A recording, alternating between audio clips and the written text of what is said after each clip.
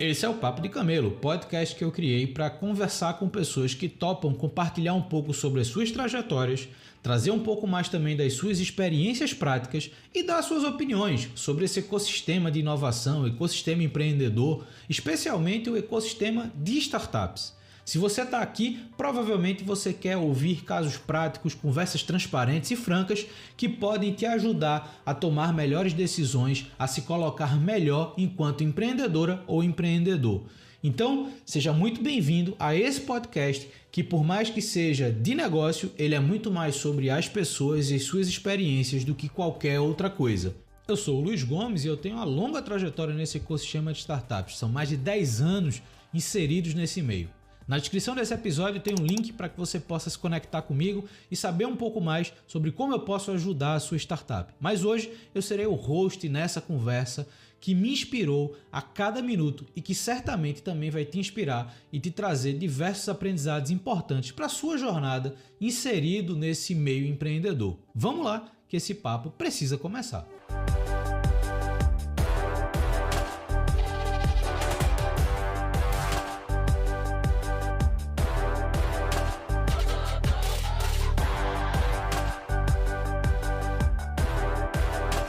Hoje eu estou recebendo o Bruno Stefani, uma figura que é absolutamente conhecida no nosso ecossistema de startups, um cara que eu considero especialista, por mais que ele ainda não, mas independente disso, é um cara que está em constante aprendizado sobre a discussão principalmente da conexão entre a ciência e o mercado.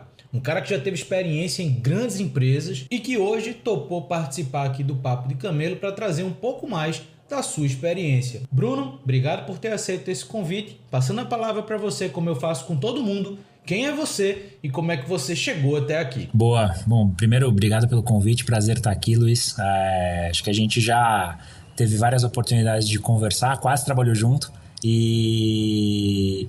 cara, eu cheguei aqui porque eu basicamente era um nerd na época de escola, na faculdade não. Na faculdade eu fui muito longe de um nerd. Entrei no mercado financeiro, trabalhei muito tempo no Itaú, tive a sorte de estar no Itaú quando o Itaú construiu o Cubo, descobri o mundo da inovação, a Ambev me puxou para ser o head de inovação no Brasil, depois de 6 anos de companhia virei o diretor global. E descobri que o que eu fiz na Ambev, o que eu aprendi na Ambev, estava além da Ambev. E percebi que eu podia fazer isso para mais empresas. Então, há mais ou menos um ano e meio, eu saí da Ambev para abrir a minha própria empresa, para levar, acho que conhecimento mesmo, em formato de aula, palestra, consultoria, mentoria, para mais empresas no Brasil. Sempre no tema de inovação. Inovação é o que eu sei fazer, é o que eu gosto. E mais recentemente estou olhando um pouco do que é o futuro da inovação, né? A gente falou muito de inovação aberta no passado, a gente falou muito de conexão com startup. Isso hoje é o normal. Isso hoje qualquer empresa deveria fazer, não importa o tamanho da sua empresa, tá? Pode ser uma empresa pequena, média, grande. Você deveria se abrir ao ecossistema. Então, estou olhando esse futuro e imaginando muito esse futuro como uma intersecção de ciência e mercado. E acho que é um pouco que a gente vai explorar aqui para bater papo. Mas eu cheguei aqui numa trajetória pouco linear. Acho que um pouco de competência, um pouco de sorte, de estar no lugar certo na hora certa e não perder a oportunidade, né? Não adianta você estar no lugar certo na hora certa se você não sabe o que fazer com a oportunidade que chega. Então acho que aí entra um pouquinho da competência que eu tive nos últimos anos de trilhar uma história, que acho que é só o começo. Sim, tenho 40 anos, 2 filhos, super bem casado e agora estou, acho que aproveitando um pouco essa intersecção entre vida pessoal e profissional. Estou na minha casa em São Paulo. E vamos ver o que o futuro reserva e, de novo, o que eu vou conseguir construir com essas oportunidades que vão chegar. Bruno, muito bom ouvir tua trajetória. Eu te acompanho há um bom tempo. Acredito que muitas das pessoas que estão ouvindo a gente também já te conhecem há muito tempo. Bom saber que você passou por lugares que hoje são referências de inovação. E o que me chama a atenção é um cara que entra na vida profissional pelo mercado financeiro, tem a oportunidade de ver ali uma das principais, se não a principal instituição financeira do país, criar um ambiente de inovação que depois tem a oportunidade de ir trabalhar numa corporação que hoje é uma referência de inovação para o país. Qual foi o momento, Bruno, que você percebeu que era a inovação o próximo passo? Que era pela inovação que você ia direcionar a sua carreira, direcionar suas estratégias profissionais. Então, acho que vale a pena a gente começar essa conversa por aí. A entrada da visão profissional do Bruno ao ambiente de inovação. Conta um pouquinho mais como é que foi isso. Cara, é engraçado essa pergunta. Poucas pessoas me fizeram essa pergunta. E por que ela é legal? Porque eu lembro exatamente onde eu estava quando eu falei eu vou trabalhar com inovação. Exatamente. Eu estava no prédio da Microsoft em São Paulo, numa palestra do BR New Tech, que não existe mais. BR New Tech eram os eventos mensais da Brasil Innovators, que o André Monteiro e a Bed Young lá atrás começaram a construir, basicamente uma comunidade de empreendedores que tentava trazer para o Brasil aquilo que estava sendo discutido no Vale. Estamos falando aí, eu vou chutar, tá? Eu não tenho certeza dos números, 2010, 2011. Eu não lembro exatamente o ano em que eu estava, mas era alguma coisa tipo 2014, 2015. Cara, eu lembro exatamente onde eu estava sentado, assim. Eu lembro de ter comprado para estar naquela palestra.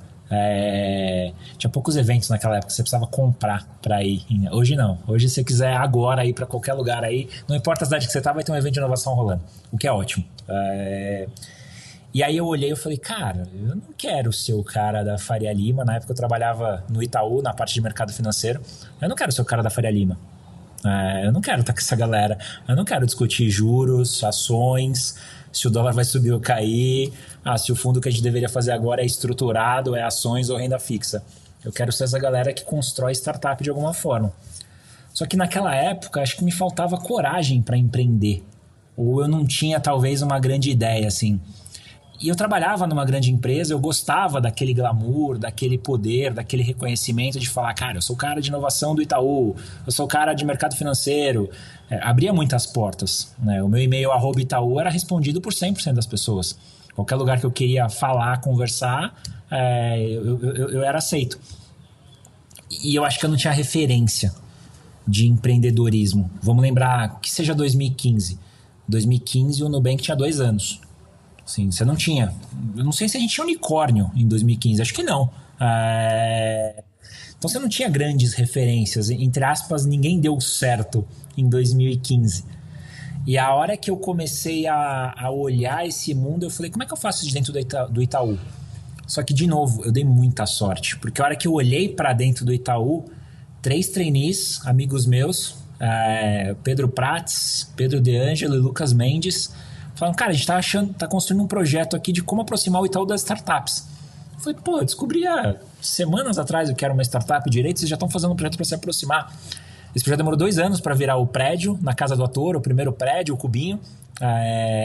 Cara, eu assisti eles desenharem aquele projeto e do que eu podia fazer na época dentro do mercado financeiro era levar o investidor do private para o ecossistema de startups. Então, eu acho que eu tomei a decisão no BR New Tech, eu comecei a entender mais do ecossistema, a hora que eu, o cara do Itaú, queria levar o investidor do private para investir em startup. Se o meu e-mail @Itaú já era aceito, imagina um e-mail @Itaú falando, eu vou levar investidor para você. Então, eu conheci esse ecossistema pela porta da frente, um tapete vermelho. Eu, obviamente, me apaixonei. Acho que todo mundo que, de uma certa forma, tem a chance de entender mais de perto o que é inovar, o que é empreender, o que é construir um novo negócio de base tecnológica, cara, é difícil não se apaixonar, tá? Então, acho que foi aí que tudo começou. E, cara, que bom que eu tava naquele evento, assim. Falei, minha vida mudou. Muito massa, velho. É muito, muito bacana ver como tua vida, de fato, muda quando você decide trabalhar com inovação e entende que é nesse ambiente que você vai projetar a sua carreira. Mas o que é interessante ao olhar a tua trajetória é que você sai desse ambiente do Itaú, que você muito bem colocou, que te deu portas abertas para o ecossistema, e foi trabalhar numa corporação tão tradicional quanto um banco, que é a Ambev. Só que dentro da Ambev, quando você entra, começa todo um movimento de como é que a gente faz com que a imagem da Ambev deixe de se tornar apenas a imagem do provedor de bebidas em eventos de startups, por exemplo. E a gente passou por um momento muito curioso, que talvez você possa relembrar disso, que foi um evento em Florianópolis que aconteceu na época da Techstars, que permitiu que vocês começassem a levantar questões do tipo: o que é que pode fazer a Ambev se tornar uma empresa que vai além da empresa de bebidas, a partir do momento que o ecossistema de startup olha para a marca ou reconhece a marca. Então conta pra gente como é que foi também esse processo de entrar num outro ambiente tradicional e desenvolver toda uma estratégia de inovação que hoje faz da Ambev, pelo menos nesse ecossistema de startup, ser muito mais lembrada pelas ações de inovação do que necessariamente pela entrega de bebidas. Cara, esse também eu lembro, de como aconteceu. Na época, o Tony Celestino, que fundou o G4 e agora está com várias outras empresas interessantes, ele me mandou um WhatsApp. O Tony já tinha tentado trabalhar comigo na Ambev no Itaú várias vezes, nunca deu certo. Acho que mais por falha minha do que dele. O Tony é um profissional brilhante, assim, ele realmente entrega muito. Ele falou, cara, vai ter como é que ele chamou? Uma reunião dos líderes de comunidade do Startup Weekend em Florianópolis. E aí falei, cara, eu tô assumindo um cargo novo aqui, putz, essa galera é a galera que eu preciso ouvir, entendeu? Porque na época, isso era 2017, mais ou menos no segundo semestre, é a galera que detestava a Ambev, por N motivos. E boa parte nem conhecia também. E aí ele virou e falou, cara, topa patrocinar? Eu falei, cara, tem bebida aqui, se funcionar... Eu não sei exatamente, eu não lembro os detalhes do acordo. Eu sei que a gente forneceu toda a bebida do evento. Sim, mas toda a bebida mesmo, assim, do energético, água, cerveja e tal. Então, pô, eu cheguei de novo ali pelo tapete vermelho, porque eu era o cara da cerveja, né? Então, sempre bem recebido até hoje no ecossistema. E ali eu consegui ouvir das pessoas, assim, cara, que a Ambev faz bem, o que a Ambev faz mal, o que dava pra melhorar, qual que era o meu papel, comecei a ouvir casos pontuais, porque uma coisa é você ouvir uma história genérica, outra coisa é você ouvir de quem já teve algum relacionamento com a companhia, o que deu certo, o que deu errado, né? Você tem literalmente dados para trabalhar em cima. E ali foi muito bom para mim, assim, porque era o começo de uma história, um time muito pequeno, um orçamento, cara, muito reduzido, um certo atraso tecnológico da Ambev em muitos sentidos, uma cabeça ainda de tecnologia que estava começando a nascer, super atrasada. Vou contar uma fofoca aqui. Cara, em 2017, você não conseguia acessar YouTube na Ambev. Imagina o marketing da Ambev não conseguindo dentro do computador da companhia assistir uma propaganda, uma arte que foi produzida na agência. Assim, cara, é loucura. E ali eu fui vendo por onde eu poderia navegar. Porque ao passo que eu escutando as pessoas, eu já tinha um pouco de contexto da companhia, né? De número de contrato com startups, de possibilidades, do que a companhia ia fazer. E foi muito bom, porque eu consegui fazer esse match do que o ecossistema precisava, o que o ecossistema tinha, o que a companhia precisava, e como que aqueles líderes ali poderiam me ajudar. Cara, eu consegui, acho que aproveitar bem aqueles 3-4 dias. Acho que foi ali também que eu comecei a estar mais próximo do Marquinhos, né? Marcos Medeiros, que hoje é o Head de Inovação da companhia, que veio para a companhia 2020, 2021. E, cara, eu acho que foi fundamental, assim. Foi primeiro grande evento que eu tive a oportunidade de ir e falar, bom, agora entendi onde eu tô pisando, né? Isso foi 2017, eu lembro bem porque 2018, primeiro semestre mais ou menos, o Lehman soltou aquela frase do eu sou um dinossauro atrasado. E aí mudou tudo.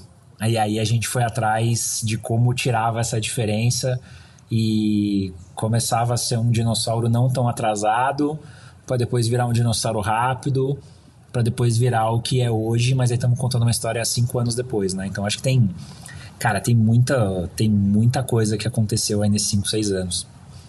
Esses 5 anos de história que você fala aí de 2017 para cá, de fato, fizeram com que a Ambev se tornasse uma outra empresa. E é interessante ver o quanto o trabalho que vocês fizeram aqui, obviamente conectado com outras ações ao redor do mundo, conseguiram transformar a companhia globalmente.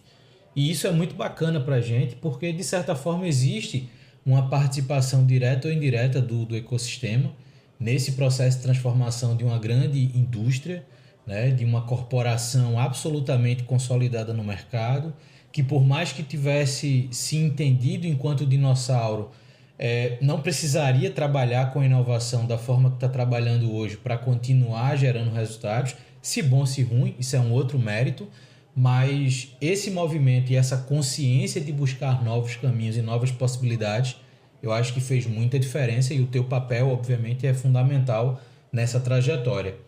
E aí, Bruno, a gente chega num momento que talvez seja o momento mais crucial da sua carreira, que é o momento de, ok, completei meu ciclo aqui na Ambev, eu agora quero empreender outras possibilidades, eu quero trabalhar em outros cenários.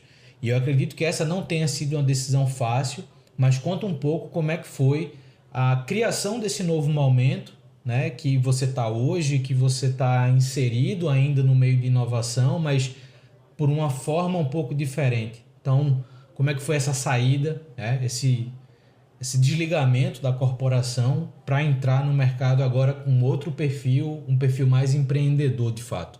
Total. E cara, foi bem difícil, tá? Porque eu não tenho uma longa história profissional. Eu trabalhei basicamente no Itaú e na Ambev e são duas empresas admiráveis, assim. Muito admiráveis. Duas empresas que nasceram no Brasil e hoje são globais. Ambev muito mais que o Itaú, mas eu acho que o Itaú entregando mais resultados que a Ambev consistentemente. São empresas que dá para passar uma carreira lá e você vai ter uma vida maravilhosa, assim, porque eu acho que você vai conseguir trocar de emprego sem trocar de empresa, sabe? Parece que você não saiu Parece que você está trabalhando em várias empresas diferentes sem sair da mesma empresa. Cara, a hora que eu olhei um pouco da minha carreira, da minha jornada, assim, do que eu tinha feito, eu olhei pra frente e falei, puta, não tem mais nada que eu queira fazer aqui. Não tem fundo de CVC, não quero tocar a marca, não tenho a menor condição de ser presidente da Ambev. Sim, a menor condição. Tipo, nem que eu quisesse, nem que eu me esforçasse muito, não ia dar. Acho que faltava tudo. E eu olhei e falei, putz, trabalhei tanto tempo aqui com empreendedor, cara, queria continuar estudando mais no detalhe, queria dar aula, acho que tem uma oportunidade, por conta dos muitos prêmios que o meu time ganhou na Ambev, eu acho que eu tive uma exposição muito bacana, muita empresa foi lá para bater papo, para entender como é que a gente fazia, o que a gente mudou, o que deu certo, o que deu errado, e eu adorava receber para contar mesmo, cara, sei lá, eu acho que assim, quando o diretor da área recebe, ele naturalmente conta de um olhar mais de cima, mas de alguém que veio de baixo, né? Eu que, boa parte do que estava ali eu construí, eu pensei, eu trabalhei junto e eu queria ajudar. Eu sabia que parte do sucesso da companhia era fomentar o ecossistema. E a hora que eu comecei a olhar isso, foi sem perceber, assim, eu não fiz isso de caso pensado, porque, seria uma história brilhante, né? Porque eu teria feito isso por 4 anos para sair. A hora que eu comecei a fazer isso, eu não percebi, em cima do que você falou, que eu estava me desligando do corporate e me ligando ao ecossistema. Eu brinco que de 6 anos de Ambev, os 3 primeiros eu era muito conhecido na Ambev. Nos 3 últimos, eu acho que as pessoas tinham dificuldade de falar o que eu fazia. Porque a inovação foi tão descentralizada, eu saí do Brasil para ir para um cargo global, cara, ficou muito mais diluído. E fora da companhia, cara, era prêmio atrás de prêmio, reconhecimento atrás de reconhecimento, história legal atrás de história legal para contar. Nem sei se eu posso falar isso, mas eu vou contar. Eu tinha uma meta de reputação. De, cara, assim, como é que você aparece mais contando as boas histórias? E eu acho que isso ajudou muito, assim, a eu construir essa carreira. Aí teve uma hora que eu percebi, assim, eu falei, cara, posso ter uma vida mais interessante, vou atender mais empresas, vou aprender sobre diferentes setores, a agenda é minha, parece que do ponto de vista financeiro, a 0 a 0 aqui, vou arriscar. E deu tudo certo. Sim, deu tudo certo. Eu acho que eu aproveitei essa arbitragem, eu acho que eu saí no momento certo, eu acho que todo mundo ganhou, eu acho que para a Ambev é ótimo, para mim é ótimo,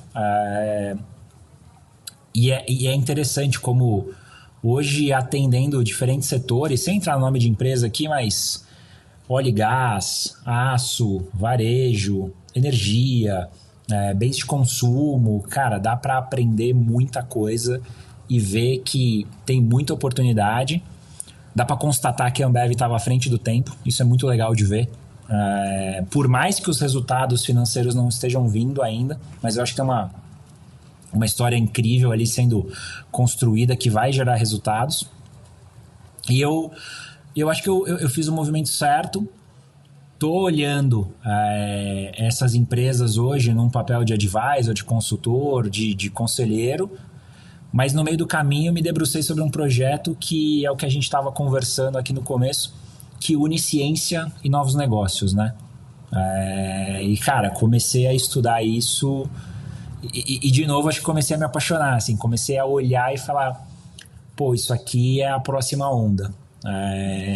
Não é mais post-it, não é mais inovação aberta, não é mais hackathon, não é mais aceleradora, incubadora.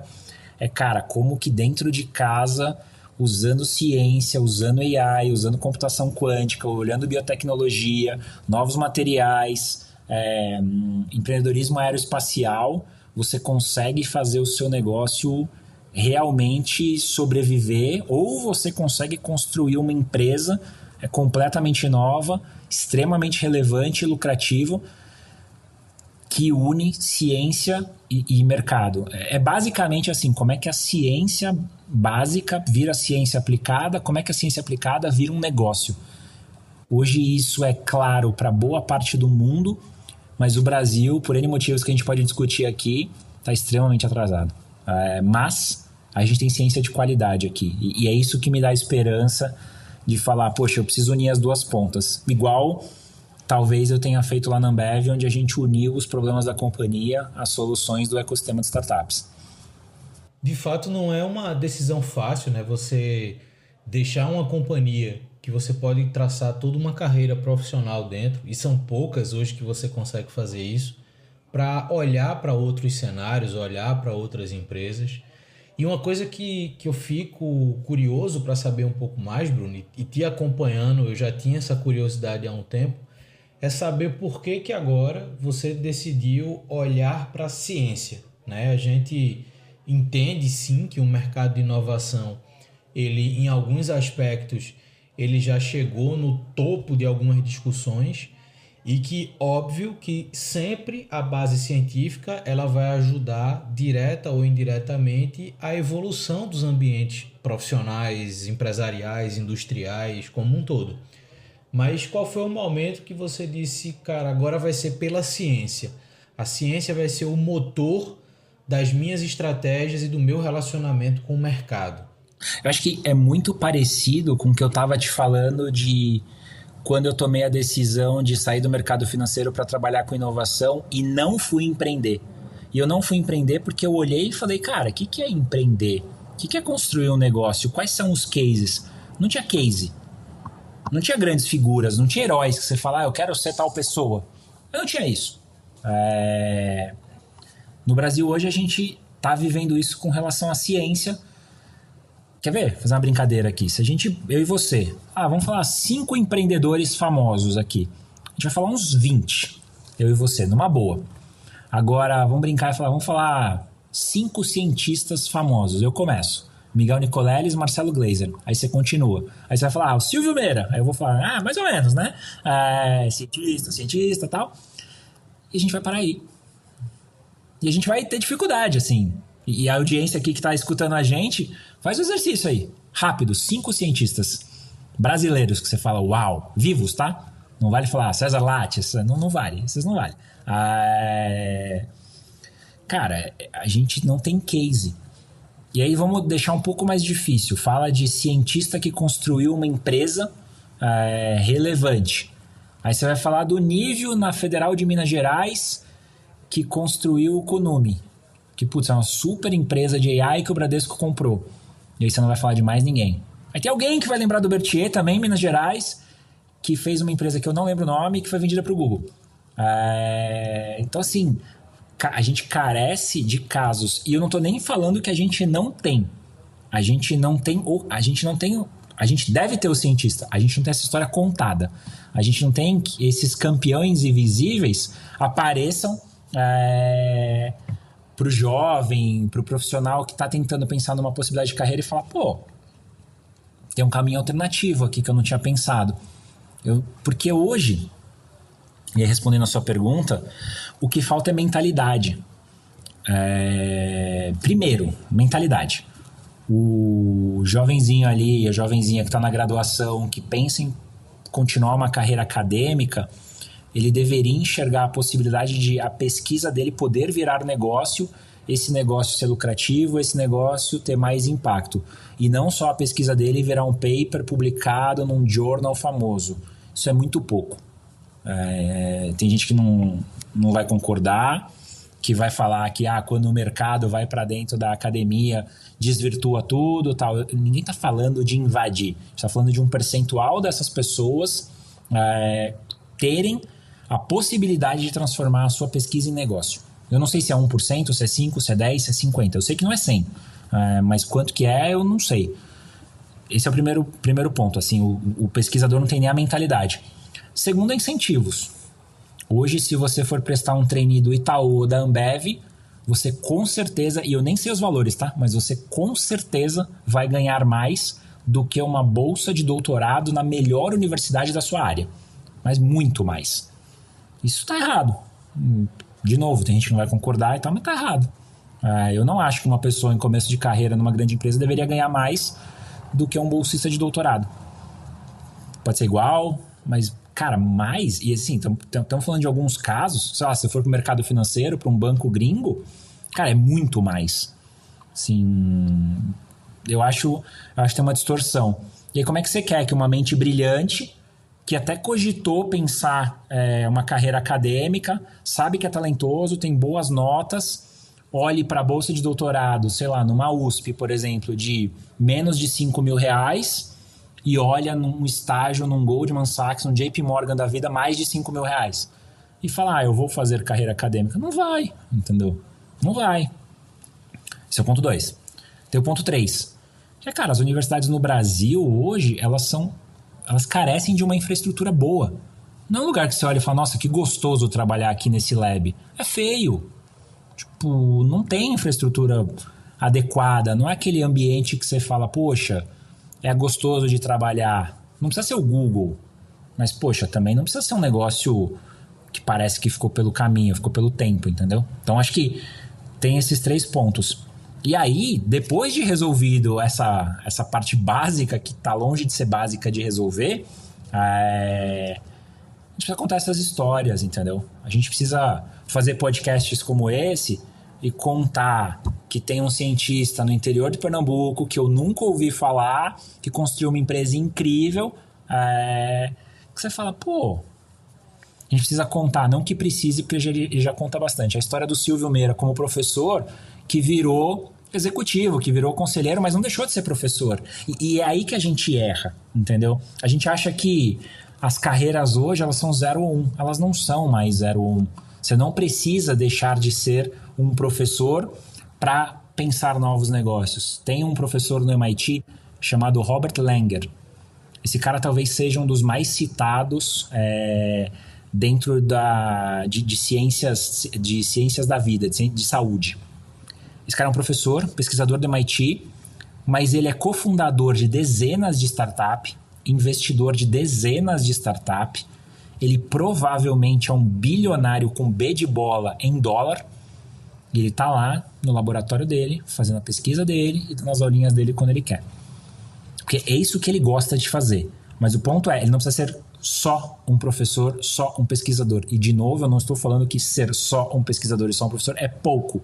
Mas eu acho que tem um percentual das pessoas que poderiam almejar ser, além de pesquisador, professor, um conselheiro, um investidor, um empreendedor, mas principalmente imaginar que a pesquisa que essa pessoa está fazendo possa virar um novo negócio, porque isso traz mais impacto. E outra coisa, e aí alongando um pouco a resposta, a maior parte dos problemas que a gente tem no mundo hoje não vai ser resolvido por app, não vai ser resolvido por digital, não vai ser só modelo de negócio. Tem que ser ciência aplicada. Não vamos resolver mudança climática com um aplicativo bem feito de mentes brilhantes que saíram do Google e receberam $1 bilhão de venture capital. Não vai rolar. Não vamos resolver o problema da fome dessa forma. Eu acho que tem problemas gravíssimos no mundo. Saúde. A cura do câncer não vai vir de um app. Eu acho que a gente precisa começar a colocar a ciência para virar negócio, para impactar pessoas e realmente assim a gente corrigir a rota de alguns excessos, alguns erros que a gente cometeu aí pelo caminho. Então é isso que me dá tesão de olhar e falar, cara, é para Deep Tech que eu vou, é para ciência virando negócio que eu vou, é para pesquisa translacional, é isso que eu quero olhar, assim, como é que você transforma grandes descobertas da ciência em novos negócios. De fato, a discussão sobre ciência ainda é um ponto inicial no Brasil. A gente pode até olhar nesse sentido. Porque, por um lado, você tem um ambiente acadêmico capaz de desenvolver boas pesquisas, mas é um ambiente acadêmico sumariamente público, que são as universidades que conseguem ter boas infraestruturas de pesquisa, que tem uma mentalidade muito voltada ao desenvolvimento da pesquisa pela pesquisa, né? O desenvolvimento da ciência pela ciência. E isso cria um certo distanciamento de mercado. Por outro lado, a gente vê ambientes de P&D nas empresas, nas companhias, que tem também um fluxo de trabalho, que tem uma velocidade, que tem uma agilidade diferente da própria dinâmica de mercado e que acaba se isolando dentro da estrutura empresarial, se tornando ali uma ilha de inovação científica dentro do ambiente, mas que não se conecta de fato com a prática, né? Não se conecta de fato com a rotina do negócio. E eu acho que esse é um ponto que talvez cria uma oportunidade de conexão entre mercado e ciência, mas também mostra o abismo que existe entre esses dois lados. E esse ponto é muito bom, assim, acho que você trouxe os pontos corretos, que é a imensa maioria da pesquisa no Brasil, e é um número de cerca de 95%, é feito nas universidades. Então, isso é bom, porque a gente tem algumas universidades no Brasil que são world class. Ninguém está falando de top 10, top 20, mas vamos pegar 2 exemplos aqui. 3, vai. A Federal de Pernambuco, a USP e a Unicamp. Cara, a gente tem universidades que em alguns setores são realmente muito reconhecidas. O Brasil, em ciências da vida, cara, é top 10. Em publicação e citação. Só que, de novo, a gente está falando de conhecimento. A gente está falando de ciência básica virando conhecimento. Isso precisa ser pego pelos problemas do mercado e transformado em negócio. E aí, a gente precisa achar o modelo brasileiro. Eu não sei ainda como é que ele é. Mas eu acho muito pouco provável, na infraestrutura que a gente tem nas universidades hoje, que você consiga desenhar negócios, testar negócios dentro da universidade. Porque tem muito pouca infraestrutura para fazer isso. Você precisa ter o pesquisador dentro das grandes empresas, cada vez mais. Todo mundo aqui que está escutando a gente começa a pensar quantos doutores, doutorandos, mestres tem na sua empresa. Duvido que o presidente da sua empresa seja um doutor. Duvido. No máximo ele tem um MBA internacional. A maior parte das pessoas que estão escutando a gente, essa é a realidade. Assim, de novo, não tem certo ou errado, mas eu acho que cada vez mais a gente vai precisar de pessoas que conseguem entender ambientes complexos, mais densos, para construir soluções mais complexas e mais densas. Isso já é uma verdade para a tecnologia, isso precisa ser uma verdade para qualquer setor da economia. Esse é o primeiro ponto. Depois, eu acho que a gente precisa entender que aquele P&D tradicional fechado, ele não é que ele está errado, mas ele é muito mais lento, porque você tem hoje, acho que inteligência artificial acelerando o descobrimento científico num nível inimaginável. Assim, é só parar para reparar nos últimos meses e semanas quanta notícia nova começou a aparecer de, cara, possíveis curas para doença autoimune. Doença autoimune é doença que não tem cura. Mas tá começando a aparecer possibilidades. Câncer de mama, câncer de cólon, câncer do estômago. Você começa a ver muita coisa brotando que tá sendo acelerada por conta de AI. E a hora que você entende isso, você fala, cara, eu preciso me abrir. Eu preciso me abrir e fazer, num primeiro momento, pesquisa mais colaborativa com outra grande empresa, talvez com outra startup, mas usar o potencial da academia para ser o começo desse funil. Não dá para desprezar aquele conhecimento que já foi feito e querer fazer tudo dentro de casa, né? Você retarda muito o desenvolvimento da sociedade e o desenvolvimento da ciência. É assim que eu entendo. Só que vai ter um acoplamento aí que ele é difícil, porque boa parte hoje do que é pesquisado na academia tem pouca aplicabilidade. E daquilo que tem alguma aplicabilidade, talvez você não consiga replicar. Ou seja, tem algo que não serve, é a maior parte, para o mercado, e aquilo que serve, pouco é replicável. Então não dá para virar um negócio, de verdade. Você consegue fazer num ambiente controlado, laboratório, beleza, mas eu quero fazer isso numa linha de produção. Putz, aí não sei como é que faz. Então tem uma dificuldade aí. E aí volta na sua pergunta anterior. Eu preciso mudar a mentalidade. Eu preciso que algumas linhas de pesquisa sejam feitas, direcionadas a virar negócio. Porque são essas que vão ter alguma chance ou uma maior chance de realmente virar um negócio. Tem coisa que não, tem coisa que vai ser conhecimento. E a partir desse conhecimento vão se construindo futuras teses de doutorado que podem virar negócio. No Google Scholar tem uma frase ali que é sobre o ombro de gigantes, né? O conhecimento é isso. Eu vou publicar uma tese de doutorado, olha que ironia, né? A minha tese de doutorado dificilmente vai ser aplicada, dificilmente vai ser replicada, mas alguém vai pegar a minha tese e vai falar, pô, esse conhecimento aqui que o Bruno construiu, eu vou fazer uma aplicabilidade em cima dele, vai achar um ângulo onde isso é possível e vai construir. Mas a gente precisa fazer isso acontecer em escala cada vez mais rápido. AI é uma forma de fazer isso, os P&Ds tradicionais se abrindo ao ecossistema é outra forma de fazer isso, e tem um tema novo aí, uma buzzword nova, que é o tal do Business R&D, né? Como é que você faz negócio em cima do P&D. Que por incrível que pareça, deveria ser o padrão em boa parte das organizações, mas ainda não é. Ainda você tem um pesquisador muito direcionado ao conhecimento. Vou dar 2 exemplos que são os exemplos mais gritantes. Vou dar um, na verdade, que acho que é matador. O da IBM. Se você olhar a IBM nas últimas décadas, ela foi a empresa que mais gerou patentes como empresa. Olha o resultado da IBM nas últimas décadas. Não tá legal. Então tem algum descasamento aí. Como é que a empresa que é a maior geradora de patentes, em teoria que mostra um alto investimento em pesquisa e desenvolvimento, não transforma isso em negócio? Tem que ajustar, entendeu? A IBM ajustou, inclusive, isso é semi-público, de como que ela fez isso. Mas, cara, tem muita empresa que nem investe em pesquisa e desenvolvimento como a IBM e não tá nem pensando em transformar esse pouquinho do que ela investe ou nada em negócio, entendeu? Os negócios ainda, eles surgem hoje do jeito, entre aspas, antigo, tradicional. Do cliente para a empresa. Mas, cara, tem coisas que não são modelos de negócio. Tem coisas que são ciência que vão virar tecnologia que vai virar empresa. Isso aí, boa parte das empresas não sabe, grandes empresas não sabem nem fazer. Quem faz bem? As empresas de tecnologia.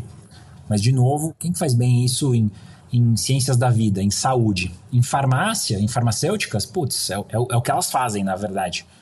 Mas tem muita coisa que a gente ainda não tá olhando. Essa é uma análise muito importante, Bruno, porque A gente de fato tem uma oportunidade de usar nossa capacidade de pesquisa e usar nossa capacidade de promover a ciência atrelado à estratégia do negócio, né? O caso da IBM eu acho ele de fato muito interessante porque mostra o contrassenso entre a capacidade de produção de inteligências, mas muitas vezes como essas inteligências elas são subutilizadas ou não aproveitadas pelo próprio negócio. Ou seja, a ciência não está gerando resultado financeiro e isso acaba girando desde o ambiente de inovação mais simples até, de fato, esse ambiente científico mais denso. E óbvio que isso tende a ganhar força com a popularização do uso de inteligência artificial, por exemplo. Exato, exato. Quer ver? Quer ver um exemplo que parte aqui da nossa audiência vai entender? Quando a gente falava de Watson, IBM Watson lá atrás, cara, foi o primeiro grande caso de AI. A gente não usa o Watson hoje, a gente usa o ChatGPT, a gente usa o Gemini, a gente usa o Perplexity, a gente usa outros. De novo, ela desenvolveu a tecnologia, ela aplicou muito dinheiro e ela não conseguiu aproveitar essa oportunidade como uma oportunidade de mercado. Assim, é gritante, assim, como isso acontece numa empresa inteligentíssima, altamente capacitada, mas que não fez a transição, que pegou a ciência aplicada, o Watson é ciência aplicada, mas não transformou em oportunidade de mercado, que é o que você estava discutindo, né? Cara, como é que a gente faz esse acoplamento do pesquisador com o executivo? Como é que eles entendem que é um funil, entendeu? Que a maior parte dos negócios, os bons negócios, vão precisar começar na academia para depois ir para a iniciativa privada, porque é aí que tem soluções realmente de futuro. É um desafio, tá? É um desafio. E aí eu brinco, e o pessoal que eu tenho mais contato de inovação aberta não gosta muito. Cara, isso não é post-it mais. Esquece. Milhares, milhões de dados sendo processados por meses e a partir daí você vai ter, talvez, uma possibilidade de negócio. Muito bom, Bruno. Eu acho que tem uma coisa que mostra muito essa tua maturidade na hora de encarar a ciência como a nova fronteira a ser vencida aí pelo ambiente corporativo que queira continuar existindo, que queira continuar relevante no mercado. Isso é muito relevante, por quê? Porque de fato a gente precisa ter tempo e a gente precisa ter pessoas para discutir coisas com profundidade e coisas que geram incômodo, né? A gente costumava dizer 10 anos atrás que falar de inovação é necessariamente gerar um incômodo em quem está ouvindo. Se a pessoa não se sente incomodada, como é que a pessoa vai fazer algo diferente do que já faz hoje? E eu acho que a ciência tem esse papel de gerar esse incômodo, de gerar essas novas possibilidades. Mas eu queria saber também qual é a tua visão de futuro. Cara, qual é a tua projeção profissional? O que é que tu quer fazer a partir de agora? Para onde você quer olhar? O que é que a gente pode esperar de Bruno no mercado a partir de agora? Cara, acho que eu fui executivo, eu tô terminando um doutorado, eu sou pesquisador. Eu acho que tem um primeiro caminho aqui de ser um tradutor, né? De como é que você traduz um mundo para o outro. Como é que você mostra o que a empresa quer, o que a academia quer, o que é intersecção. E segundo, que eu acho que é por onde eu devo começar, é a educação do pesquisador. Eu preciso educar o pesquisador de que a pesquisa dele pode virar negócio. Hoje ele não tem nem essa mentalidade assim. E aqueles que têm uma dificuldade gigante de mostrar isso. E é muito interessante, assim, porque a gente conviveu muito com um empreendedor de verdade, bom, que, cara, vende absurdamente bem um produto que nem é tão bom, mas que ele confia que se ele vender, ter aquele capital, ter aquele contrato, ele consegue construir na jornada. Boa parte dos negócios foram feitos assim. Tem até um termo, né? Globalmente famoso, que é o tal do fake until make it. Tipo, basicamente em português inventa até que você construa. E tá tudo bem. É parte do jogo. Ciência não dá para fazer isso. Não dá. Peraí, eu vou testar essa vacina contra o câncer aqui, mas, putz, eu não tenho certeza. Não dá, entendeu? Ciência você tem que ter 100% de certeza que vai funcionar para 8 bilhões de pessoas. Então, eu acho que educar esse pesquisador que é muito melhor na tecnologia, no processo, de explicar aquilo que ele está construindo, que aquilo pode virar uma iniciativa de mercado, uma empresa, e ajudar ele a contar essa história. Eu assessoro alguns hoje. Cara, é interessantíssimo, assim, a apresentação de 30 minutos sobre a empresa, por uns 25 ele fala apaixonadamente sobre a tecnologia, sobre a jornada dele, sobre como tudo aquilo que ele está fazendo dá certo, funciona, por A mais B, blá, blá, blá, blá, blá. Ele tem uma dificuldade gigante de fazer a venda, de entregar o que a empresa precisa, de marcar uma próxima reunião, de botar um valor na proposta. Assim, são coisas que pra gente é muito básico, entendeu? E pra ele, como ele não tem esse repertório, não tem esse contexto, não tem casos, ele não consegue. E você fala, cara, tem muita coisa boa morrendo engavetada num paper numa universidade, assim. Se você conseguir ir atrás disso e transformar isso em impacto, em negócio de verdade, cara, o mundo acelera muito mais. As Big Techs conseguiram fazer isso no campo delas, tanto é que agora elas estão olhando até outros setores, né? Pega os últimos investimentos de Google, Amazon aí, tem muita coisa de saúde ali, que o cara olhou e falou, eu vou fazer esse trabalho aqui. E eu acho que vai ser pela educação. Assim, tem um trabalho de educação gigante, eu acho que é onde tudo começa. Até para eu construir algum repertório, alguma autoridade, algum lugar de fala dentro desse mundo, né? A última coisa que eu quero, eu nunca fiz isso, nem sei fazer, nem quero fazer, é chegar num campo novo, que é esse campo que eu tô me metendo agora, como um expert, como um palestrinha. Cara, não, eu tô aprendendo aqui, mas eu acho que se eu fizer isso bem por 3, 4, 5 anos, eu tenho algum repertório, algum contexto para dar o próximo passo. Mas começa por educação. De fato, a discussão sobre ciência ainda tem muito campo para ser explorado, principalmente quando a gente olha, né, para o ambiente empresarial. E eu acho que isso também cria uma percepção importante, e o teu papel se torna fundamental nisso também. A gente cria uma percepção de que a ciência ela deixa de ser um elemento que tem vida independente, apartado de tudo aquilo que a gente convive no dia a dia, né? O mercado, muitas vezes, parece ser um lugar onde a ciência não circula. E o contrário deveria ser defendido, né? A ciência deveria ser um dos pilares percebidos pelo mercado, assim como inovação, assim como outras frentes. E isso também se reflete na forma que as startups vão lidar com a ciência no desenvolvimento dos seus negócios. A gente vê que cada vez mais soluções deep techs, elas se tornam relevantes no mercado, elas se tornam factíveis na hora de negociar investimento, na hora de se posicionar enquanto uma startup de fato, mas existe, óbvio, todo um contexto que precisa ser entendido e toda uma preparação profissional que é necessário para que a ciência aplicada à inovação ela faça sentido e ela não gere prejuízos para o mercado e para as pessoas.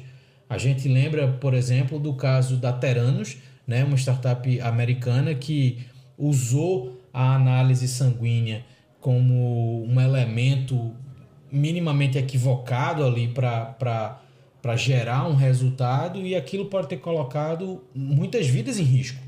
E isso eu acho que é o tipo de preocupação que a gente precisa ter. Na verdade, ter. Não é uma falha científica, é uma falha de avaliação. Porque quem colocou o dinheiro na Theranos não fez a menor ideia de como avaliar cientificamente aquele negócio. Pode dar uma olhada, sem falar nomes aqui, coloca no Google aí os fundos de Venture Capital que investiram lá, dá uma olhada quem que é o cientista que estava por trás avaliando. Cara, é difícil, assim. E tem um detalhe, né? Eu acho que para cada Theranos tem uma Moderna. Então, ao passo que a Theranos é um caso que infelizmente tem muita repercussão, a gente só está aqui podendo sair de casa porque teve uma Moderna sendo desenvolvida via Venture Building numa velocidade impressionante. E, de novo, foi ciência que virou ciência aplicada, que virou negócio. E que, infelizmente, por conta de uma pandemia, a gente achou uma aplicabilidade rápida. Mas, felizmente, a gente encontrou essa aplicação que foi parar em um monte de seringa, que foi parar no nosso braço e que, por conta disso, a gente está aqui. Então, tem todas essas histórias que eu acho que são interessantes. E tem uma coisa que, se a gente olhar, não sei se vocês já pararam para pensar nisso, cara, talvez o grande case de empresa no Brasil seja uma Deep Tech, que é a Embraer. A empresa que realmente é orgulho nacional, que está em todos os lugares do mundo, literalmente, é uma Deep Tech. Fazer avião talvez seja, em níveis de complexidade, um dos maiores, se não o maior. E, cara, a gente fez. Décadas, academia, iniciativa privada, esse convênio nunca acabou. O ITA é o maior formador de engenheiros para a Embraer. A Embraer tem mestrado que ela paga para pegar engenheiros do ITA, para formar cada vez mais para a Embraer, assim. Então, cara, é um case que a gente deveria copiar, entendeu? Mas que a gente conhece pouco. Muito pouco, assim. Cara, a Ambev não tem o mestrado em algum lugar que ela financia para cada vez mais trazer pesquisadores para dentro da empresa. O Itaú não tem.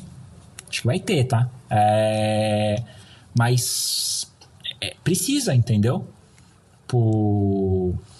E aí é um negócio que eu acho que, como eu falei no começo, é a próxima onda. Aquele dinheiro da inovação aberta que é aplicado em hackathon, em aceleradora, ele precisa migrar um pouco para a ciência. Esse capítulo precisa começar, entendeu? Ele vai demorar para virar realmente algo relevante nas empresas. Mas quanto mais você demorar, mais você vai demorar. Porque não é exponencial, é lento. AI vai acelerar. Mas boa parte das empresas ainda está engatinhando também em AI. Então tem muita coisa aí que você precisa começar a construir as bases para ver resultado. Senão a sua empresa vai pagar um preço altíssimo por isso. Muito bom, Bruno. Cara, o papo com você foi sensacional. Aprendi muita coisa. Me atentei a olhar para algumas outras coisas de outra forma, né? Um olhar um pouco mais profundo sobre algumas discussões. Mas eu queria saber se você gostou do papo. Adorei, cara. Pô, obrigado. Eu acho que algumas coisas eu nunca falei. Salvo engano, é a primeira vez que eu falo sobre essa iniciativa de transformar a ciência em mercado. Tem até uma empresa já, chama Nerd Partners. O nerd vem obviamente, da palavra nerd, mas vem de um acrônimo. É acrônimo que fala? Enfim, uma sigla. NERD é Network Effect R&D. Então, como é que eu faço o efeito de rede da pesquisa e desenvolvimento. No fim do dia, é como é que mais pessoas entrando em pesquisa e desenvolvimento seja valioso para a pesquisa e desenvolvimento e para a pessoa que entrou e para as pessoas que estão, de uma certa forma, se beneficiando e aplicando nas suas empresas. Então, essa é a ideia. E homenagem ao Silvio Meira, que tudo na vida dele é uma sigla. Eu pedi para ele fazer o nome da empresa, ele não conseguiu, aí eu tive que fazer o trabalho dele. Muito bom. De fato, Silvio Meira é o maior criador de siglas em linha reta do mundo. Mas, cara, obrigado mais uma vez pelo tempo. Para quem ouviu a gente até aqui, todas as informações sobre o Bruno vão estar disponíveis nesse episódio, na descrição. Então dá uma olhada lá. Se você ainda não o acompanha, acompanhe, porque ainda mais agora, essas discussões que ele está levantando sobre a conexão entre ciência e mercado vão de fato trazer questões importantes para serem entendidas, para serem discutidas e para serem aplicadas no ambiente de inovação, no ambiente empresarial como um todo. E a gente se escuta no próximo Papo de Camelo. Valeu!